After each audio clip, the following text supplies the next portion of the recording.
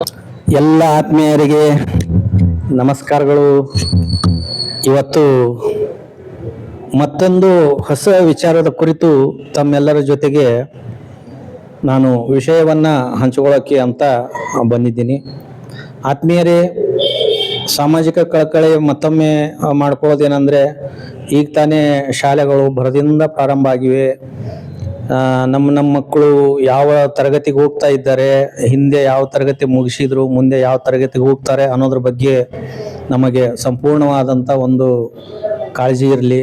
ಮತ್ತು ಇನ್ನು ಮುಂದುಗಡೆ ಆ ಮಗು ಶಾಲೆಗೆ ಹೋಗ್ಬೇಕಾದ್ರೆ ಏನು ಮಾಡಬೇಕು, ಶಿಸ್ತಿನಿಂದ ಅವನ ಪುಸ್ತಕ, ಅವನ ಓದಿನ ಬಗ್ಗೆ ಹೆಚ್ಚಿನ ಒಂದು ಗಮನ ಕೊಡ್ತಾ ಮಕ್ಕಳ ಒಂದು ಭವಿಷ್ಯದ ದೃಷ್ಟಿಯಿಂದ ಅವರ ಮೇಲೆ ಸಂಪೂರ್ಣ ಒಂದು ಗಮನ ಇರಿಸೋದು ಪಾಲಕರಾದ ನಮ್ಮೆಲ್ಲರ ಕರ್ತವ್ಯ. ಅದನ್ನು ನಾವೆಲ್ಲರೂ ತಪ್ಪದೇ ಮಾಡೋಣ ಅಂತ ಈ ಸಂದರ್ಭದಲ್ಲಿ ಹೇಳ್ತಾ, ಈಗ ತಮ್ಮೆಲ್ಲರ ಮುಂದೆ ಒಂದು ಹೊಸ ವಿಚಾರವನ್ನ ನಾನು ಪ್ರಸ್ತಾಪಿಸ್ತಾ ಇದ್ದೀನಿ ಬಂಧುಗಳೇ. ಅದು ಯಾವುದು ಅಂತಂದ್ರೆ, ಈಗಿನ ಕಾಲದಲ್ಲಿ ಯಾರನ್ನೂ ಯಾರು ಕಾಯೋದಿಲ್ಲ, ಯಾರಿಗಾಗಿನೂ ಯಾರು ತಮ್ಮ ಸಮಯವನ್ನ ಕೊಡೋದಿಲ್ಲ. ಆದರೆ ಇದಕ್ಕೆ ತದ್ವಿರುದ್ಧವಾದಂತ ಒಂದು ವಿಚಾರ ಇದೆ. ಏನು ಅಂತಂದ್ರೆ, ಭಕ್ತನಿಗಾಗಿ ಭಗವಂತ ಕಾಯ್ತಾ ಇದ್ದಾನೆ. ಭಕ್ತನಿಗಾಗಿ ಭಗವಂತ ಕಾಯ್ತಾ ಇದ್ದಾನೆ. ಇದು ವಿಚಿತ್ರವಾದರೂ ಸತ್ಯ. ಈಗ ಸಾವಿರಾರು ವರ್ಷಗಳ ಹಿಂದೆ ಪುಂಡಲೀಕ ಅಂತ ಒಬ್ಬ ಭಕ್ತ ಇದ್ದ. ಕೇಳಿರ್ಬೋದು ನೀವೆಲ್ಲ. ಅದು ಇನ್ನು ಸಾಕಷ್ಟು ಶ್ರೋತೃಗಳು ಕೇಳಿರೋದಿಲ್ಲ. ಇದು ನನಗೆ ಒಳ್ಳೇದನಿಸ್ತು. ಈ ವಿಷಯವನ್ನ ತಮ್ಮೆಲ್ಲರೆದುರಿಗೆ ಹಂಚ್ಕೋಬೇಕಂತ ಇವತ್ತು ನಾನು ಈ ಕ್ಲಿಪ್ ಅನ್ನು ಮಾಡ್ತಾ ಇದ್ದೀನಿ. ಭಕ್ತ ಪುಂಡಲೀಕ ಅಂತಿದ್ದ. ಪುಂಡಲೀಕ ಅಂತ ಮಹಾರಾಷ್ಟ್ರದಲ್ಲಿ ನಡೆದಂತ ಒಂದು ಘಟನೆ ಇದು. ಪುಂಡಲೀಕ ಅನ್ನುವಂತ ಒಬ್ಬ ಭಕ್ತನಿಗಾಗಿ ಭಗವಂತ ಇನ್ನೂವರೆಗೂ ಕಾಯ್ತಾ ನಿಂತಿದ್ದಾನಂತೆ. ಇದು ಎಷ್ಟೊಂದು ವಿಚಿತ್ರ, ಆದರೂ ಇದು ಸತ್ಯ. ಹಲವಾರು ಗ್ರಂಥಗಳಲ್ಲಿ ಉಲ್ಲೇಖವಾದಂತ ಈ ಒಂದು ಕಥೆಯನ್ನ ತಮ್ಮೆಲ್ಲರೆದುರಿಗೆ ನಾನು ವಿಸ್ತಾರವಾಗಿ ಹೇಳಕ್ ಬಯಸ್ತಾ ಇದ್ದೀನಿ ಬಂಧುಗಳೇ. ಪುಂಡಲೀಕ ಅನ್ನುವಂತ ವ್ಯಕ್ತಿ ತನ್ನ ಜೀವನದ ಪ್ರಾರಂಭದ ದಿನಗಳಲ್ಲಿ ಭಕ್ತಿಯಿಂದ ಬಹಳ ದೂರ ಇದ್ದಂತೆ. ಅವನಿಗೆ ಭಕ್ತಿ ಅಂದ್ರೆ ಏನು ಅದು ಅಂತ ಏನು ಗೊತ್ತಿದ್ದಿದ್ದಿಲ್ಲ. ಅದ್ರ ಬಗ್ಗೆ ಅವನು ಅಷ್ಟೊಂದು ತಲೆನೂ ಕೆಡಿಸ್ಕೊಂಡಿದ್ದಿಲ್ಲ. ಅವನು ತನ್ನ ಪತ್ನಿ ಒಬ್ಬಳೇ ಇಡೀ ಜಗತ್ತು ಅಂತ ತಿಳ್ಕೊಂಡಂತ ವ್ಯಕ್ತಿ ಈ ಪುಂಡಲೀಕ. ಅವನಿಗೆ ತಂದೆ ಮತ್ತು ತಾಯಿ ಇದ್ರು. ಅವರಿಬ್ಬರು ಅವನು ಕಾಲ್ ಕಸಗಿಂತ ಕನಿಷ್ಠವಾಗಿ ತಿಳ್ಕೊಂಡಿದ್ದ. ತನ್ನ ಹೆಂಡತಿ ಮಾತ್ರ ಶ್ರೇಷ್ಠ, ಉಳಿದವರೆಲ್ಲ ತನ್ನ ಕಾಲ್ ಕಸಕ್ಕೆ ಸಮಾನ ಅಂತ ತಿಳಿದಂತ ವ್ಯಕ್ತಿ. ಅವನು ತಂದೆ ತಾಯಿಯನ್ನ ಹೇಗ್ ಕಾಣ್ತಿದ್ನ ಅಂತಂದ್ರೆ, ನಿಷ್ಪ್ರಯೋಜಕರು ಇವರು, ಯಾವುದಕ್ಕೂ ಉಪಯೋಗ ಇರಲಾರದವರು, ಯಾವುದೇ ಕೆಲಸ ನೀಗದೆ ಇರುವಂತವರು, ಬರೀ ಊಟಕ್ಕೆ ಮಾತ್ರ ಇವರು ಸೀಮಿತ, ಇವರಿಂದ ಏನೂ ನೀಗೋಲ್ಲ, ಉಣ್ಣೋದು ಮತ್ತೆ ಮಲಗೋದು ಬಿಟ್ರೆ ಇವರಿಗೆ ಏನು ಗೊತ್ತಿಲ್ಲ ಅನ್ನುವಂತ ಒಂದು ಭಾವನೆಯಲ್ಲಿ ತಂದೆ ತಾಯಿಗಳನ್ನ ಅತ್ಯಂತ ನಿಕೃಷ್ಟವಾಗಿ ಕಂಡಂತ ವ್ಯಕ್ತಿ ಈ ಪುಂಡಲೀಕ. ಒಂದಿನ ಏನ್ ಮಾಡ್ತಾನಂತೆ, ಪುಂಡಲೀಕ ತನ್ನ ಪತ್ನಿ ಮತ್ತು ತಂದೆ ತಾಯಿಯನ್ನು ಕರ್ಕೊಂಡು ಅವನು ಪಾದಯಾತ್ರೆ ಹೋಗ್ತಾನಂತೆ. ತೀರ್ಥಯಾತ್ರೆಗೆ ಹೋಗ್ಬೇಕಾದ್ರೆ ಆ ತಂದೆ ತಾಯಿಯನ್ನು ಅವನು ಜೊತೆಯಲ್ಲಿ ಕರ್ಕೊಂಡು ಹೋಗಿರ್ತಾನೆ. ಆದರೆ ತಂದೆ ತಾಯಿಯನ್ನ ಕರೆದುಕೊಂಡು ಹೋಗುವ ಉದ್ದೇಶ ಏನಂತಂದ್ರೆ, ಇವರಿಬ್ಬರ ಲಗೇಜ್ ಅನ್ನು ಹೊರೋದಕ್ಕೆ ಒಬ್ಬ ಮನುಷ್ಯ ಬೇಕಾಗಿರ್ತಾನೆ. ಆ ಕೆಲಸ ನೀಗಿಸ್ಕೊಳ್ಳೋದಕ್ಕೆ ಇವನು ತಂದೆ ತಾಯಿಯನ್ನ ಕರೆದುಕೊಂಡು ಹೋಗ್ತಾ ಇರ್ತಾನಂತೆ. ಎಲ್ಲ ಬದ್ದ ಎಲ್ಲ ಲಗೇಜ್ಗಳನ್ನ ತಂದೆ ತಾಯಿ ಹೊರಿಸಿ, ತಾನು ತನ್ನ ಹೆಂಡತಿ ಮಾತ್ರ ಆರಾಮವಾಗಿ ತೀರ್ಥಯಾತ್ರೆಗೆ ಪಾದಯಾತ್ರೆ ಮಾಡ್ತಾ ಹೊರಡ್ತಿರ್ತಾರಂತೆ. ಇಂಥ ಸಂದರ್ಭದಲ್ಲಿ ಅವರು ಹೋಗುವ ಸಮಯದಲ್ಲಿ ರಾತ್ರಿ ಆಗ್ತದೆ. ಅದು ಕಾಡಿನ ಪ್ರದೇಶ, ಅಲ್ಲಿ ವಸತಿ ಮಾಡ್ಬೇಕಾಗ್ತದೆ. ಆಗ ಆ ಪುಂಡಲೀಕ ಅನ್ನುವಂಥ ವ್ಯಕ್ತಿ ಏನ್ ಮಾಡ್ತಾನಂತೆ, ತಾತ್ಕಾಲಿಕವಾದಂತ ಒಂದು ಗುಡಿಸಲನ್ನ ನಿರ್ಮಾಣ ಮಾಡಿ, ಆ ಗುಡಿಸಲಿನಲ್ಲಿ ಬೆಚ್ಚಗೆ ತಾನು ತನ್ನ ಹೆಂಡತಿಯನ್ನ ಇಬ್ರು ಮಾತ್ರ ಅರೆಸ್ಟ್ ಮಾಡ್ತಿರ್ತಾರಂತೆ. ಈ ತಂದೆ ತಾಯಿನ ಹೊರಗೆ ಹಾಕಿರ್ತಾನಂತೆ.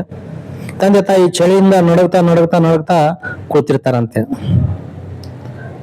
ಆಗ ನಡಿ ಅವ್ರಿಗೂ ನಿದ್ದೆ ಬರ್ತದೆ, ಮಲಗಿರ್ತಾರಂತೆ. ಆದ್ರೆ ಅರ್ಧರಾತ್ರಿ ಕಳೆದಾಗ ಆ ಪುಂಡಲೀಕನಿಗೆ ಏನಕ್ಕೂ ಎಚ್ಚರ ಆಗ್ತದಂತೆ. ಎಚ್ಚರ ಆಗಿ ಹೊರಗೆ ಬಂದು ನೋಡ್ತಾನಂತೆ.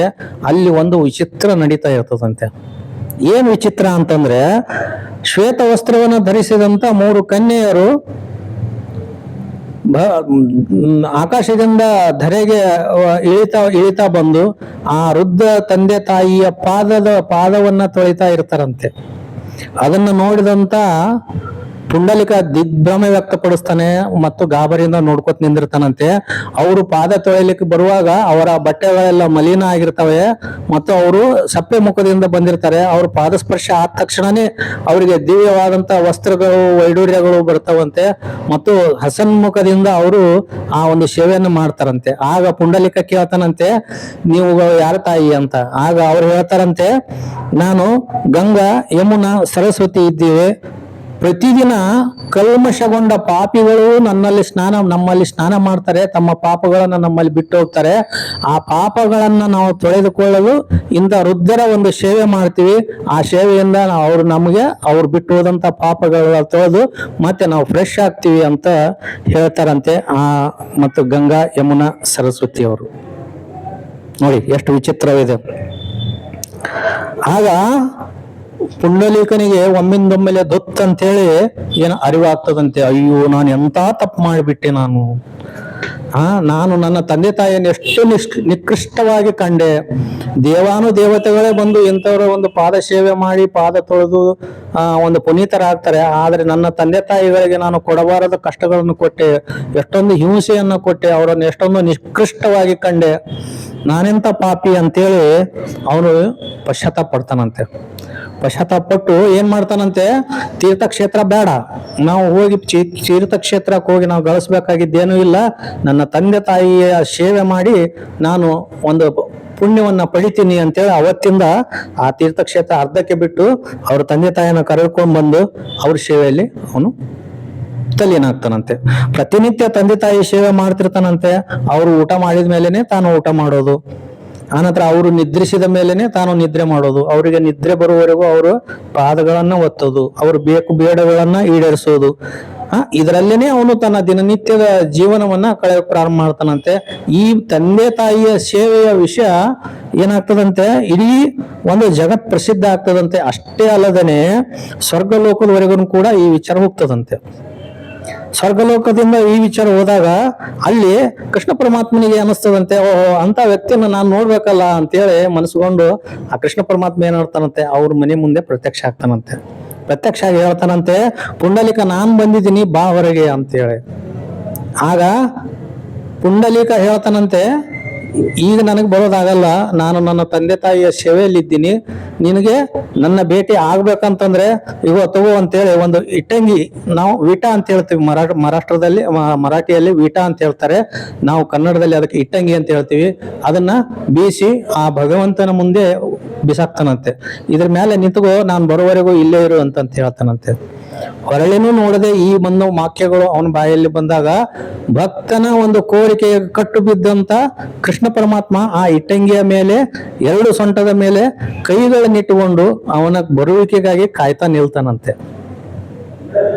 ಆಗ ಅವರ ಸೇವೆ, ಅವ್ರ ತಂದೆ ತಾಯಿ ಸೇವೆ ಮಾಡ್ತಾ ಮಾಡ್ತಾ ಏನಾಗ್ತದಂತೆ, ಕೊನೆಯ ದಿನಗಳು ಬರ್ತವೆ. ತಂದೆ ತಾಯಿಗಳು ದೇಹತ್ಯಾಗ ಮಾಡ್ತಾರಂತೆ. ದೇಹತ್ಯಾಗ ಮಾಡಿದ ತಕ್ಷಣ ಅವನಿಗೆ ನೆನಪು ಬರ್ತದಂತೆ, ಓಹೋ, ಹೊರಗೊಬ್ಬ ವ್ಯಕ್ತಿ ನನಗಾಗಿ ಕಾಯ್ತಾ ಇದ್ದಾನೆ, ನಾನು ಅವ್ರ ದರ್ಶನಕ್ಕೆ ಹೋಗ್ಬೇಕು ಅಂತೇಳಿ ಅವರು ಓಡೋಡಿ ಬಂದು ಭಗವಂತನ ಪಾದಕ್ಕೆ ಬೀಳ್ತಾನಂತೆ. ಪಾದಕ್ಕೆ ಬಿದ್ದು, ತಂದೆ, ನಿನ್ನ ಕಾಯಿಸಿದೆ ನಾನು, ನಂದು ತಪ್ಪಾಯ್ತು ಅಂತ ಹೇಳಿ. ಆಗ ಭಗವಂತ ಹೇಳ್ತಾನಂತೆ, ಇಲ್ಲ ಇಲ್ಲ, ನೀನು ಮಾಡಿದ್ದೇನೆ ನಿಜವಾದದ್ದು. ತಂದೆ ತಾಯಿಯ ಸೇವೆಯಲ್ಲಿಯೇ ನೀನು ಸ್ವರ್ಗ ಸುಖವನ್ನ ಅನುಭವಿಸಿದ್ಯಾ. ತಂದೆ ತಾಯಿಗಿಂತ ಮೀಲಾದವರು ಯಾವ ದೇವರು ಅಲ್ಲ, ನೀನೇ ಮಾಡಿದ್ದು ಲೋಕ ಕಲ್ಯಾಣಕ್ಕಾಗಿ, ಇದು ಒಳ್ಳೆಯ ಮಾರ್ಗ ಅಂತೇಳಿ ಆ ಭಗವಂತ ಅವನಿಗೆ ಹೇಳ್ತಾನಂತೆ. ಆ ನಂತರ ಹೇಳ್ತಾನಂತೆ, ನೋಡು, ನೀನು ಕೊಟ್ಟ ಇಟ್ಟಂಗಿ ಮೇಲೇನೆ ನಾನು ಇಲ್ಲಿವರೆಗೂ ನಿಂತಿದ್ದೀನಿ, ಇದೇ ನನ್ನ ನಿಜವಾದ ಸ್ಥಾನ. ಇಲ್ಲೇ ನೀನು ನಾಳೆ ನನ್ನ ಒಂದು ಗುಡಿಯನ್ನ ಕಟ್ಟಿಸು, ಇದರಲ್ಲೇ ನಾನು ವಾಸ ಮಾಡ್ತೀನಿ. ನಿನ್ನಂತ ಭಕ್ತರಿಗೆ ನಾನು ಇಲ್ಲಿಂದನೇ ನಾನು ದರ್ಶನವನ್ನ ಕೊಡ್ತೀನಿ ಅಂತ ಹೇಳ್ತಾನಂತೆ. ಮರಾಠಿಯಲ್ಲಿ ಅದರ ವಿಟ ಅಂತ ಹೇಳಿದ್ದಕ್ಕೆ, ವಿಟಾದ ಮೇಲೆ ನಿಂತಂತ ವ್ಯಕ್ತಿ ವಿಠ್ಠಲ ಅಂತ ಹೇಳಿ ಇವತ್ತಿನವರೆಗೂ ಪಂಢರಪುರದಲ್ಲಿ ಆ ವಿಠ್ಠಲ ನಮ್ಮೆಲ್ಲರಿಗೂ ದರ್ಶನವನ್ನು ಕೊಡ್ತಾ ಇದ್ದಾನೆ, ಇಟ್ಟಂಗಿಯ ಮೇಲೆ ನಿಂತು. ಅದಕ್ಕೆ ಬಂಧುಗಳೇ, ಭಗವಂತ ನಮ್ಮನ್ನ ಪರೀಕ್ಷೆ ಮಾಡ್ತಾನೆ. ಭಗವಂತ ನಮ್ಮನ್ನು ಪರೀಕ್ಷೆ ಮಾಡ್ತಾನೆ, ಈ ವ್ಯಕ್ತಿ ನನ್ನನ್ನು ಎಷ್ಟು ನೆನೆಸ್ತಾನೆ ಅಂತ ಹೇಳಿ. ಆದರೆ ಜಗತ್ತಿನಲ್ಲಿ ಭಕ್ತನಿಗಾಗಿ ಭಗವಂತ ಕಾಯ್ತಾ ನಿಂತದ್ದು ಇದು ಪ್ರಥಮ ಅಂತೇಳಿ ನನಗನಿಸ್ತು. ಅದನ್ನೇ ತಮ್ಮೆಲ್ಲರ ಎದುರಿಗೆ ನಾನು ತಿಳಿಸ್ಬೇಕು ಅಂತ ಈ ಒಂದು ಕ್ಲಿಪ್ ಮಾಡಿದೆ. ಇದು ನಿಮ್ಗೆ ಒಳ್ಳೇದು ಅನಿಸಿತ್ತು ಅಂತಂದ್ರೆ ಒಂದು ಸಬ್ಸ್ಕ್ರೈಬ್, ಲೈಕ್ ಮಾಡೋದನ್ನ ಮರಿಬೇಡಿ. ನಾವು ಕೂಡ ಆ ಭಗವಂತನ ಸೇವೆಯಲ್ಲಿ ತಲ್ಲೀನರಾಗೋಣ. ಅದಕ್ಕಿಂತ ಹೆಚ್ಚಾಗಿ ನಮ್ಮ ಮನೆಯಲ್ಲಿ ಇರ್ತಕ್ಕಂಥ ವೃದ್ಧರ ಒಂದು ಸೇವೆಯನ್ನು ಮಾಡೋಣ, ತಂದೆ ತಾಯಿಯ ಸೇವೆಯನ್ನು ಮಾಡ್ತಾ ಪುಣ್ಯವನ್ನ ಗಳಿಸೋಣ ಅಂತ ಈ ಸಂದರ್ಭದಲ್ಲಿ ಹೇಳ್ತಾ ಈ ಕ್ಲಿಪ್ ಅನ್ನು ಮುಗಿಸ್ತಾ ಇದ್ದೀನಿ. ಧನ್ಯವಾದಗಳು ಫ್ರೆಂಡ್ಸ್.